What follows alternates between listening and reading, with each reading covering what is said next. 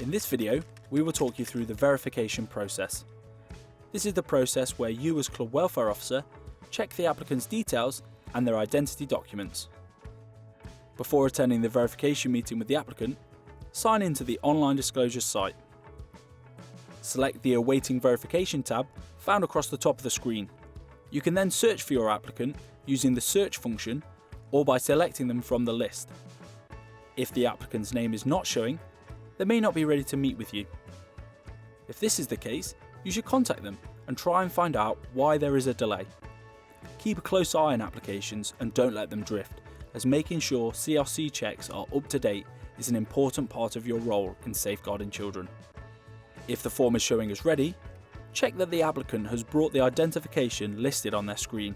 They will have chosen this themselves as part of their application. If they've got the correct documents, select yes.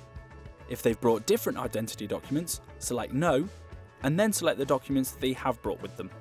You should enter the identification details as requested for each particular ID and click accept.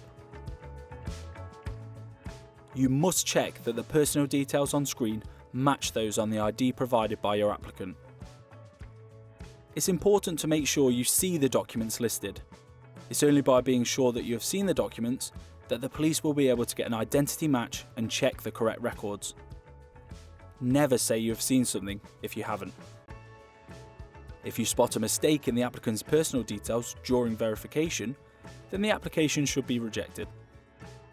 Select Reject Application from the top right-hand corner, then choose Personal Details Incorrect from the drop-down list. Below, enter the reason the application has been rejected, so your applicant can go away and fix the mistake.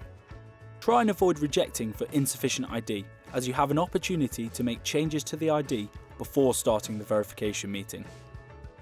Please remember, an important part of your role is to make sure you see the documents listed and that the information submitted is correct.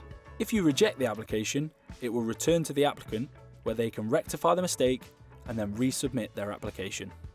As part of the verification, you will have to select the position that best suits your applicant. Choose from the drop-down list the relevant position. This will then automatically fill in the default settings for this role. The default for most grassroots football is volunteer. If the applicant is not a volunteer, the applicant's volunteer status must be changed by clicking Edit.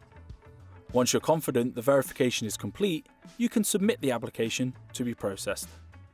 The system will then take you through a payment process. You should select Pay Later, which completes your role as verifier, and the applicant can then log back in and pay. Once the application has been paid for, it is submitted, and you then need to wait for the check to be processed and the CRC check sent out to the applicant. Some CRC checks are returned very quickly, others can take several weeks. This doesn't mean there is a problem, it's just that some checks can take longer than others.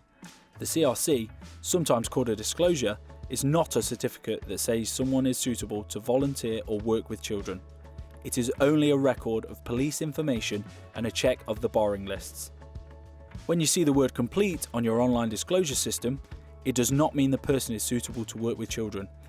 It only means the check has been printed. Never rely on this to mean a volunteer is accepted and ready to work with children.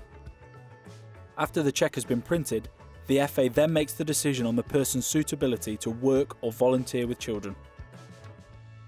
Watch video 4 to see this final stage.